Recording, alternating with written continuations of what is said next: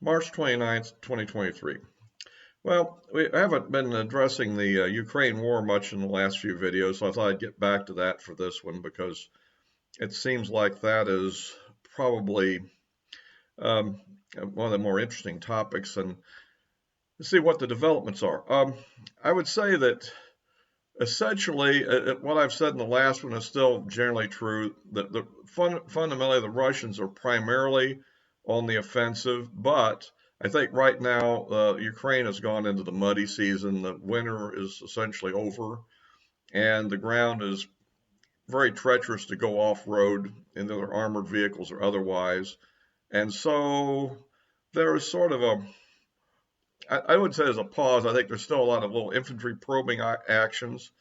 Primarily, the Russians are gaining ground very slowly, but there's like one place where the Ukrainians managed to push back just a little bit too, but not much. But overall, I'd say it's advantage Russia.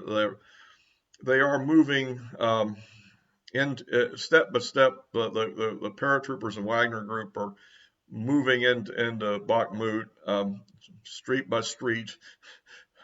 Well, yeah, it's really block by block kind of battling. On the other hand, the Ukrainians have stopped the expected fall of Bakhmut by putting in substantial amounts of forces, I think. And the other thing that's happened is they've deployed a fair amount of their reserve forces, which were prepared for the grand offensive, which was supposed to go down and take Crimea or something, but instead it looks like they're being poised toward Bakhmut for a counterattack. And I think this may have caused the Russians to go a little bit more cautious, waiting for that to develop. So that gives you a little bit of the flavor of what might be happening. And I have a few more things about that, by the way, to get into here. By the way, if you like these videos, please give me a like. It helps with the algorithm. We need to get this thing going a little bit, hopefully. And of course, if you haven't subscribed already, if you just run across this for the first time, that would be a good idea. Yeah, and so that's kind of where we are. It looks like the artillery advantage is pretty clearly toward the Russian side, and both sides are using drones in innovative ways to increase the lethality of the battlefield for the other side. And ever so often, somebody gets in a sucker punch on something or other, an air defense system or a tank convoy or something. This seems to kind of be ongoing. Looks like the casualties are pretty heavy overall. That continues. I've looked at some of the different things that have come out. One thing that's interesting is it looks like the Russians have developed a fairly in-depth defense in the southern front, because that's where everybody's been expecting that they're going to try to make a move and split the Russian forces in the south.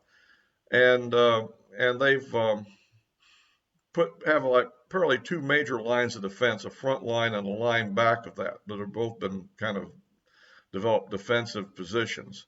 What is unclear is exactly what reserve forces the Russians have. I would assume that they're at all competent, that they have some mobile reserve forces, some armored divisions or something, brigades or something of that sort, ready to counterattack whenever anything comes through. Now, the other news is, of course, the Leopard 2s are now in Ukraine. That they haven't been deployed to combat yet. I don't even know if they're ready to yet, but they have to. The general thought is they're going to consolidate them into a battalion in a given armored brigade, and use them as a spearhead force. There's also a lot of other armored vehicles that we've provided, infantry fighting vehicle type or armored personnel carriers. That sort of thing have been provided from various NATO countries, mainly U.S., but also some British and other countries. I think German. So that's in theater now, and I guess these units have been recruiting apparently to try to put together some picked troops for these assaults. So we don't know which. The real question is which way it's going to go. One thought is it's going to go to counterattack at Bakhmut and try to run the Russians back from what they've been taking. The other possibility is that they will try to move to the south. It looks like, from what I've seen in various reports, particularly what History Legends has just come out with, it looks like that the forces are more deployed toward Bakhmut than they are toward the south. However, that could be a feint. They might fairly quickly try to turn them around and move south at some point in order to create some degree of surprise.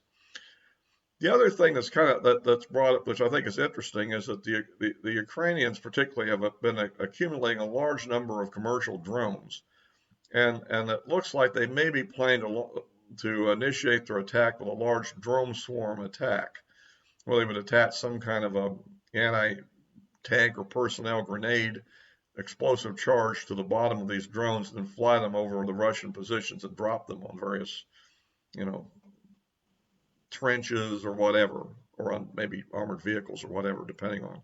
So that's something that might be an interesting surprise development that could have an impact, a shock effect. That could be there, because these things are sort of hard to deal with because normally air defenses are a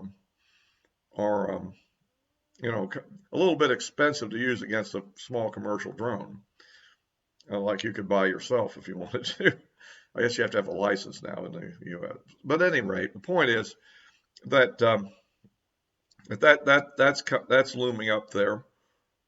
There's ongoing claim that the Ukrainians are running short of artillery ammunition, and in fact the West has been somewhat allegedly draining its current stocks in order to provide it. So that's another factor that's going to be in play whenever this happens.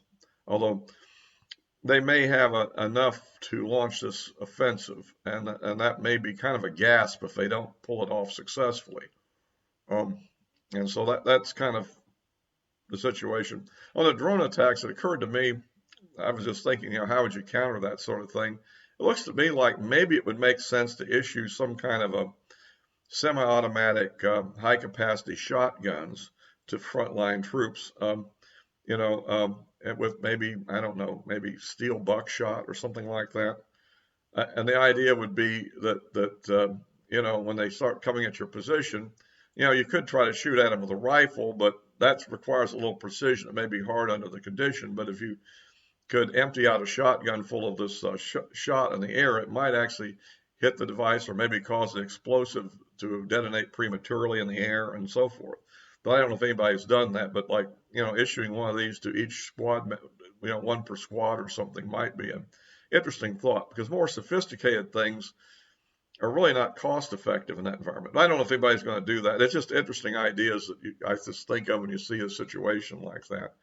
And I expect the Ukrainians would find that to be very useful on their side as well, because drones are used as spot for artillery. So it's getting kind of testy there. I think as this develops and as the drone technology develops, I think this is becoming a bit of a revolution in warfare, actually. At first we were talking about fairly good sized drones like the Turkish Bayraktar 2 and things of that sort. But now we're looking at things that, are more like the things that you see people playing with out in the park or something. But you attach an explosive device or grenade to that to drop on somebody, and it turns into a lethal weapon. So these are kind of things that we're looking at that'll probably show up whenever the ground dries sufficiently it gets hard enough for armored operations, particularly off-road. This could be as late as maybe even May, although it could be earlier if the weather improves. So that's kind of the kind of rundown I see right now. You still see this ongoing issue. I know the Russians have just changed increased the age limit so that more people can be brought into the Russian military. That just came out on, I think it was Sunday, I believe. So, no, it was Monday. Excuse me, it was Monday. So that's another new development. So the Russians are recruiting, but also I hear on the Ukrainian side that there's a lot of people just being almost like press gangs, like the old British Navy, just grabbing people off the street and inducting them into the Ukrainian army. They're hurting for people too. And the question is, given the level of casualties, a lot of these units have taken such casualties that they're going to be filled up with largely green people with minimal training. Everybody keeps going on these, like the Sky News coverage you see. It's like, if you watch it on YouTube, it's like they keep talking about the untrained Russian troops. And I'm like, well, what about the untrained Ukrainian troops? It looks like this has been horribly costly to both sides, obviously. But I tend to think it's been more costly to the Ukrainian side in terms of losses, just given the artillery variations and stuff of that sort. One could argue that Russians have taken a lot of losses on the ongoing offensives. And that's true, and that may change the numbers.